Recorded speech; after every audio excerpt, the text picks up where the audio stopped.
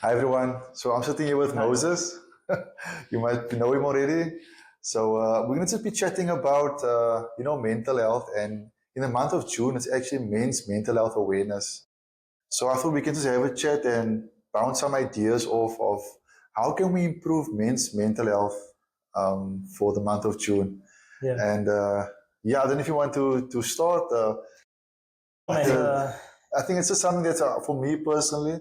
Yeah. I feel that it's not spoken about enough, and I just think the more we speak about it, the more we put it out there, makes more people aware that it is okay to speak about it.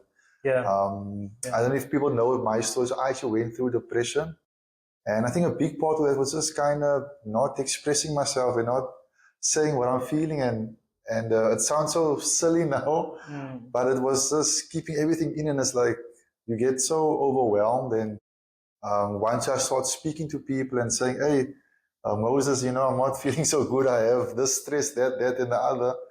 It's like, oh, I was like a weight lifted off my shoulders already.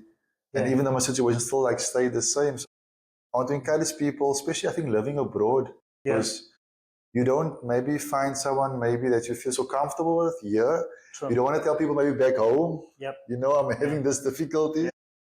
And you find yourself in a very difficult situation, I find. I mean, it's a tough space to be in. Yes. So there's some people who claim that they have never heard about mental health issues, especially among men. Yeah. But sometimes it's because we're coming from a very traditional environment where a man being vulnerable is frowned upon. Like men need to be strong, men need to be tough.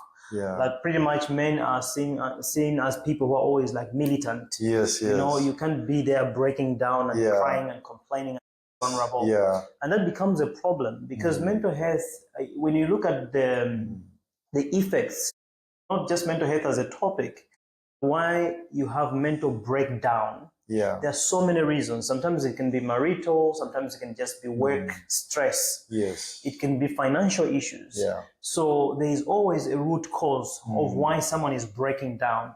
Whether it's a man or a woman, we all go through these phases of and it can pressure. actually be a build-up as well. Yeah, it can be like even a build-up of small relationships, finances. It's not 100 this. Exactly. And it's just at one point, one small thing happen, you're like, then you burst out and people just believe, you crumble. Oh, it's a small thing, because of this thing. Yes. But no, it's been a build-up. It's been a Tower of Babel building within your life, but you didn't see it coming up. So it's very important that, number one, you mentioned about friends. Like how do you create a space where your heart finds a funnel to pour out to other people? So when it comes to men especially, it's very important to have people you trust in your life. Perfect, yes. For expats, it's very unique because you get into a place where you don't know men, you don't know other people, and you're not connecting with people. A simple thing of just having a tennis buddy, a squash buddy, paddle, whether you play football, but being able to say every Monday evening I go for football. Every Saturday I meet the boys at a cafe. That environment helps you. Even if you're at a phase where you don't share your heart, the reality that you can go out and laugh and run, sweat with the boys. It's very important because it releases some of that stress. Nice. But beyond the first level, which is just connect and play, you need to be in a place where you start pouring out your heart. The real conversations. Because the pressure that mounts within needs to go out. So for example, if I have a financial issue, I need to meet Jonathan and say, to be honest, I'm in big debt. I'm facing this crisis.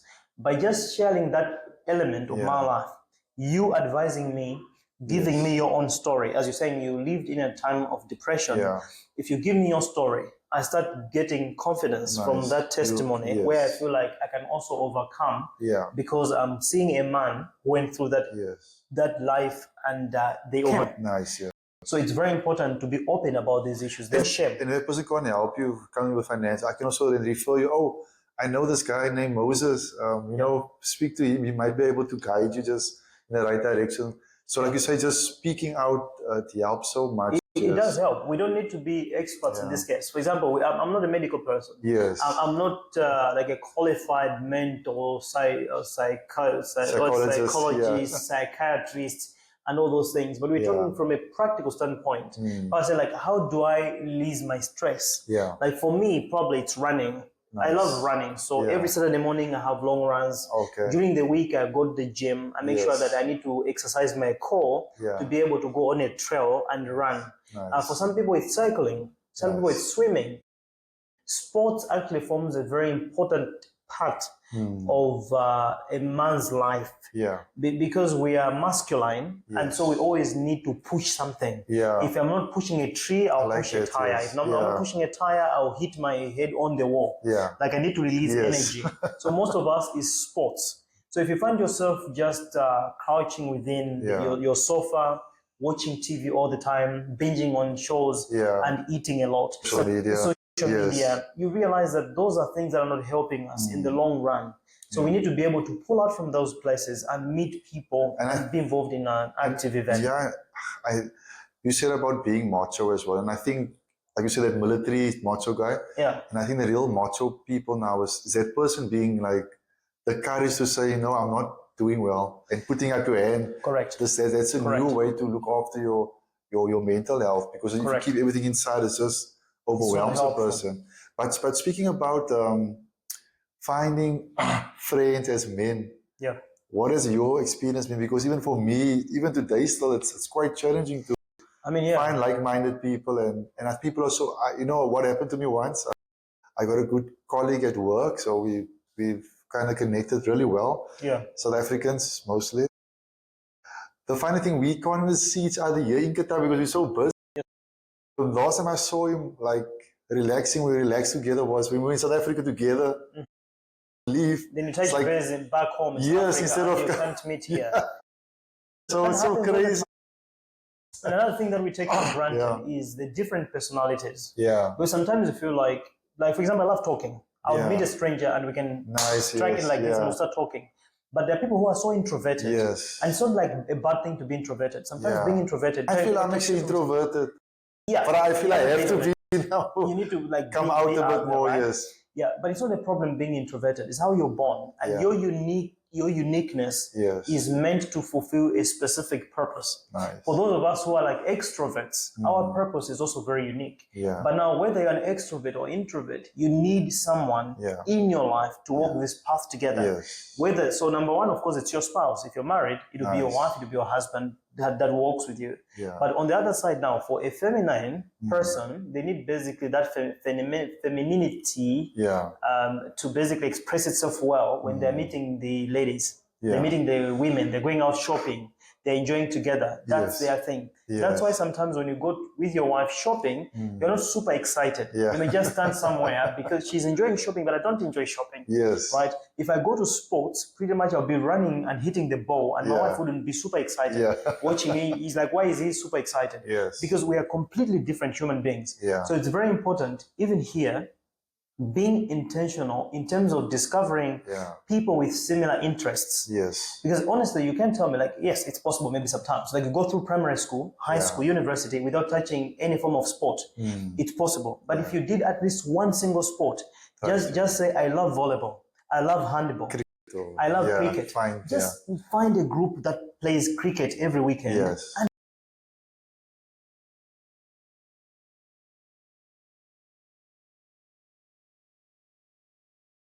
you can build a community. Yes.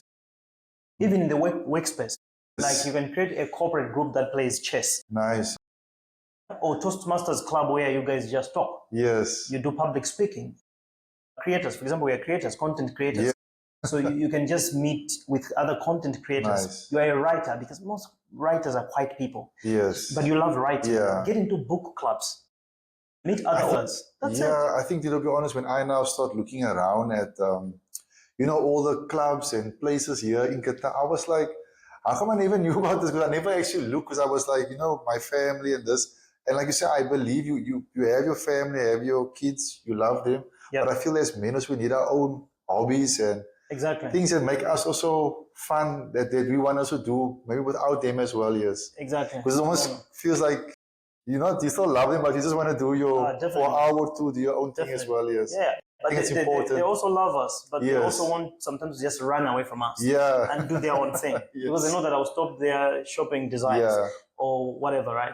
Go to the beauty salon. So it's basically a balance. Yeah. We need to balance these things. We can't just be our own man and keep on hiding somewhere. We need to identify these interests. Yes. You can never say that I don't have a hobby.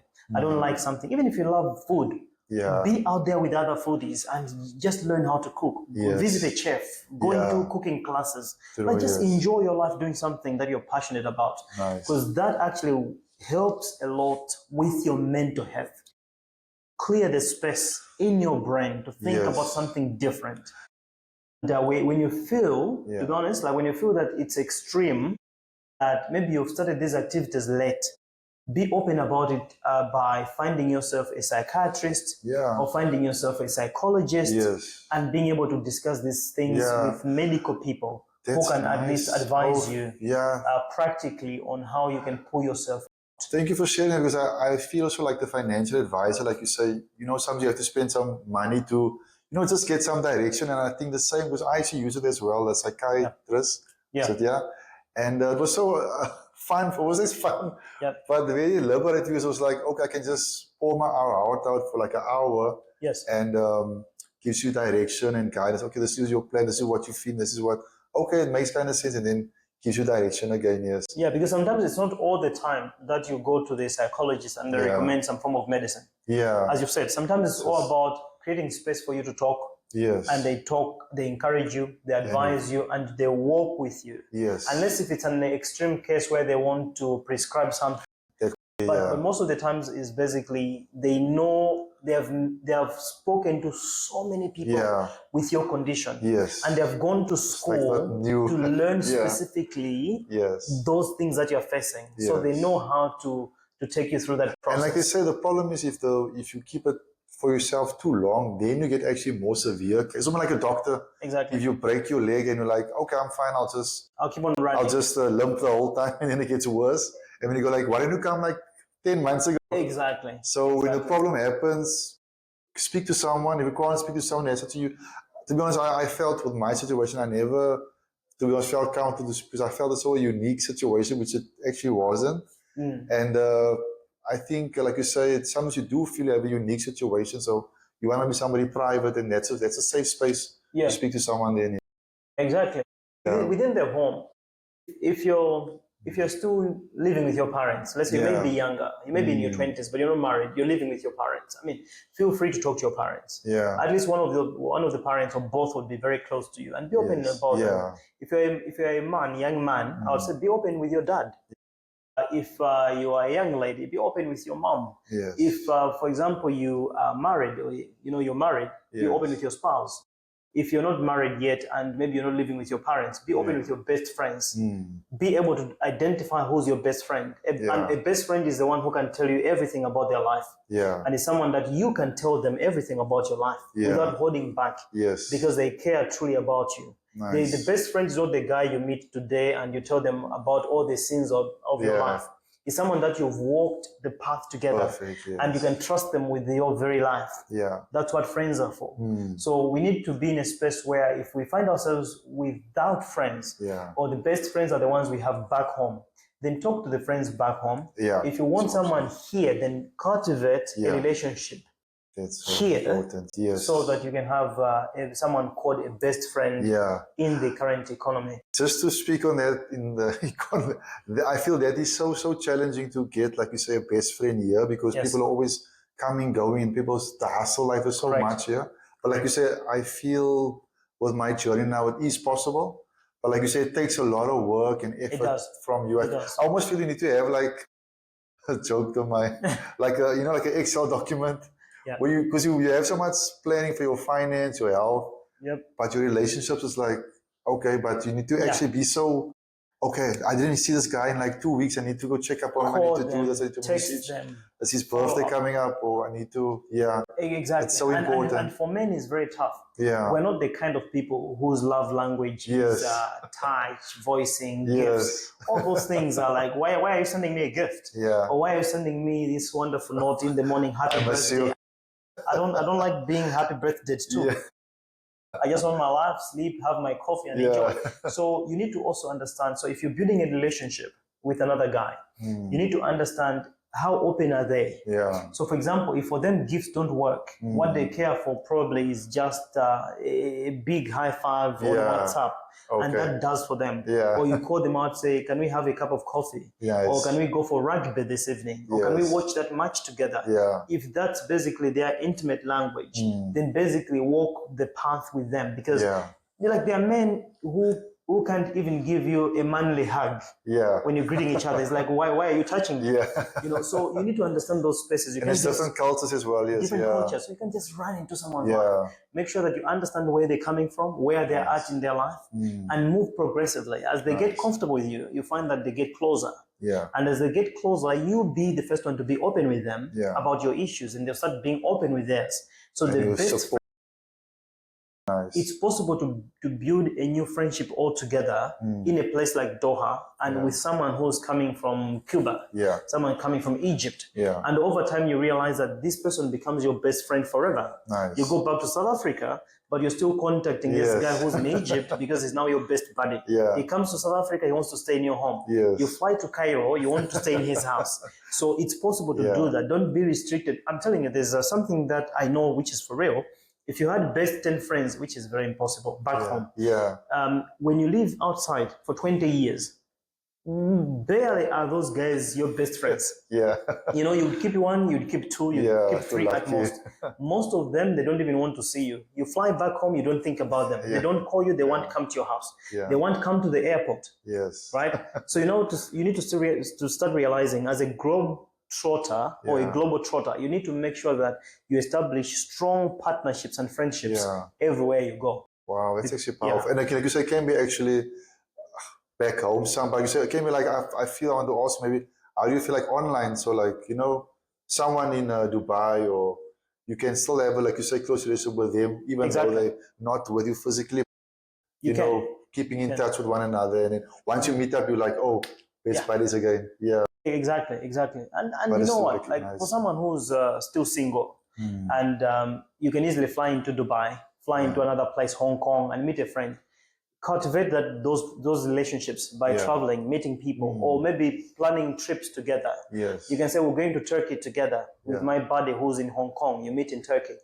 And if you're married, obviously the confines of what we call a visa, asking your wife to go somewhere, it works practically well if they get to know your friend. So they want, even if he's a man, they need to know this friend of yours and know why you're closer to them. Because your wife now becomes pretty much the security protocol of your home to protect who you meet, who you talk to, and they need to know these people. So if I'm saying I'm going to meet Jonathan, it won't be a big issue of why are you meeting that guy. Because now my wife knows you. So I'm accountable to her, I'm accountable to you as a friend. So you need to balance these relationships. I think this is a topic we should actually speak about more, because I love this topic.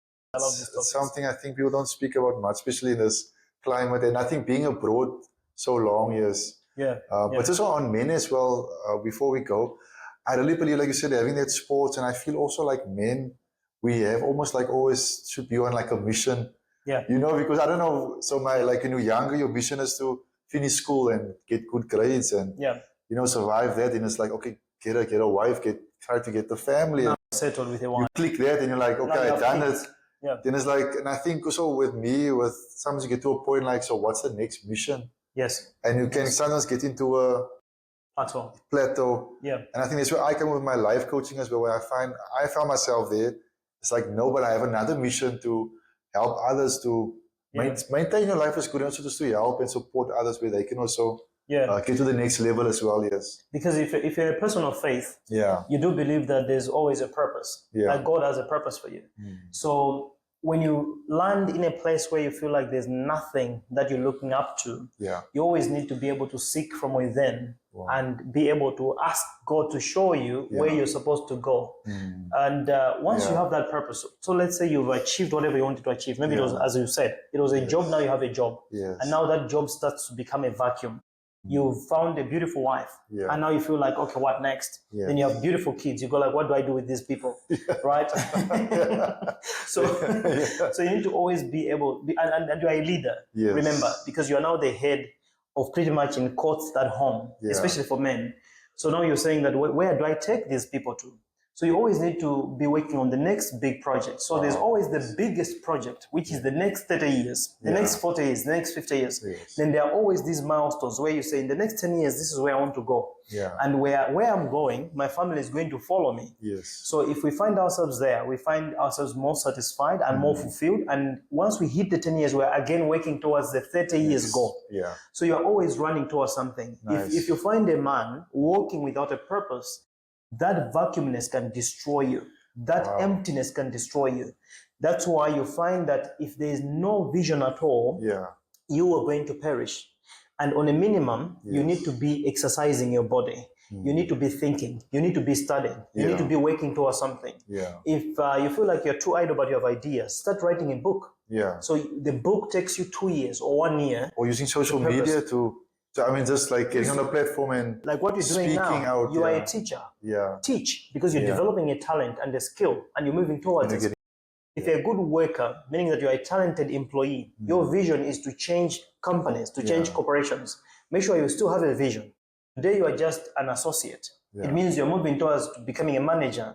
Then you're moving towards becoming an associate vice president, then a vice president, a president, and you may become the CEO. But you have those milestones, you want to grow. I know people who don't like leadership, for example. They'll say, I want to be an associate forever.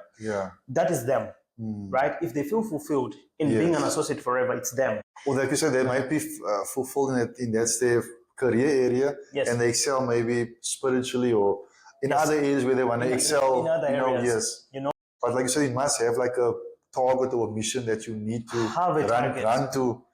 With, like you say, clarity and focus and to get to that stage. And it's a very easy thing. It works this way. You can brainstorm with a friend. I can brainstorm with you, Jonathan. I can say, I feel empty.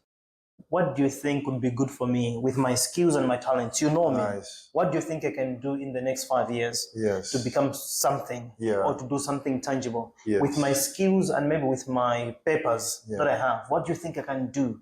I feel like I have maybe 20% of time on my hands. I don't know what to do with it. Or maybe I want to build something with my wife, but I'm struggling. What do you think we can do? My kids are growing up now. What can I do with these kids? So be open. And these are discussions that men usually have when you have that sort of a forum where you discuss, you know. So you see what other people are doing with their kids. You go, wow, I didn't know that this guy can also can do tennis and become a pro if I follow this path. Or maybe I can, take the path of music. As my kid is doing music, I also do music.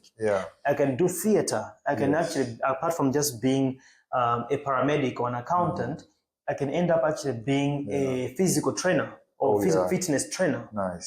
So there are lots of things that we can actually morph into. As long as you're breathing and alive, I believe you can always adjust our life to move towards a true purpose. Just 2 points before we end off. I just want to say what you said nicely, that even men, boys, because I feel boys and young men now, they have been so watching social media and things, and they saw this, people have saw these fancy lifestyles and guys doing maybe different things, and I feel that they need more, I think, role models, and like you said, to be more vulnerable as well. I think it's quite challenging for the youngsters now, because they've seen like different types of people and worlds, and I just feel they need so much more direction now. No, I mean, it's very true. I mean, for young people, not that young people are ambitious. They've learned life from their parents or some other role models that even their parents don't know, because they're meeting these people on TikTok, they're meeting them on YouTube, and they're inspired to become those people. But if you look at the bigger tangent of what young men are looking at, is success. And that success comes in form of materials. It's very materialistic. It's a consumerism type of lifestyle where I need to buy a car. I need to have a Tesla at this age. I need to have my own mansion. And they look at you as a dad. They go like, oh, my dad failed to build a good house. I want to build a better house. So they start pushing themselves at the age of 13. They're like, what are you doing with your life? Just finish your maths. They get into university. Instead of finishing their degree program, they're thinking they're going to be the next Elon Musk. So it's not a problem for kids to be inspired. But we need to also be realistic with them. We need to manage their expectations without actually stifling innovation, creativity, and whatever. But we need to be honest with our kids. Number one, we need to ground them in a spiritual upbringing. Then the second bit is where you actually need to realize that our own experiences are worth the transfer and teaching to our kids. Nice. But for young men who have already grown now, they are maybe in their late teens, they're in their 20s, we need to realize that life comes in phases. Life comes in phases. By the time you get to 20, you realize that there's another mountain to climb. Okay, you get to 25, there's another mountain. You get to 30, there's another mountain. Yeah. And your desires start to change or morph with a season. So when you realize that what you've been building towards was a fake lifestyle because you saw someone living their life in Silicon Valley, and you are growing up in either the Middle East or you're growing up in Vietnam and Cambodia or Timbuktu in Africa, you realize that you cannot live the Californian life where you are. So you need to understand your environment and your circumstances. I always say focus on the basics. Education is still very basic and fundamental these days. Finish your education, and as you finish your education, your eyes will be open to so many other things. And who should be your role model? Your role model will be your parents first, because your parents love you. There's no one else in the world who's going to love you like your parents. I know that there are so many toxic stories about parents who have not been present. I'm also careful to realize that there are people who would say, but my dad has not been the best of parents. Life happens. But for those of you who are blessed with good parents, they need to be your first role models. They may not have the Tesla, they may not have the best of houses, but they love you. Because of their love, they will provide a formidable foundation for you. And you need to grow now from that foundation. And slowly you realize that what you dreamt of having at the age of 13, you can still have that at the age of 25. But you can proceed and prosper from there. And don't destroy your heart for things that you believe people are getting cheaply because, or maybe you think those things are late. Use the principle of self-control, perseverance, be able to wait, because the whole future is open before you. Actually, God may give you 80 years, 90 years to live. Now you're trying to destroy yourself at the age of 12 and 15 without realizing that all that you desire is still going to come. So it's very important to be content or contented with where you are. And we realize all these challenges that people go through. And we sympathize with people who are really struggling. But it's very important to realize that all this is also going to pass. And all of us can always be in a better place if we just give ourselves some good form of benefit of doubt or some form of belief. No, that's true, yes. Thank you so much for sharing that. I think we went through a lot. Men's mental health is in June. And I think I really want to speak more about the topic like we spoke now, and just to bring more awareness and just saying it's okay not to be okay sometimes as well. It's important, And that we all go through these phases. It's just to say it out loud and then move on from there, yes. But any last word?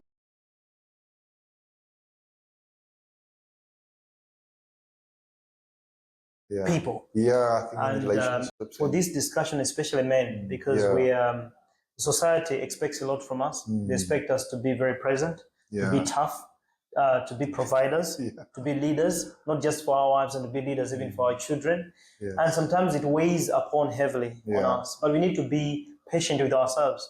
And whatever failures have happened in our lives, don't be so much into I should have done this, it could have happened this way, I could have gone this way. It doesn't really matter. What matters are the lessons that we've learned from those failures. And since we are here today, we are breathing and we are alive, I believe that God always has a purpose for us from today going forward. So we need to be open to new learnings, be open for the future, be present to learn, and trust that you can actually make a difference where you are with what you have and with what you know. And we can always be better people, giving ourselves a level of belief that it is possible to be different. Wow, I think we leave it on that note. Yes, thank you so much, Moses. No, thanks, Jonathan. We'll definitely do this again. Yes, thank you so much. We'll chat soon. Bye bye. Thank you. Bye bye. Okay, does it go like that? No.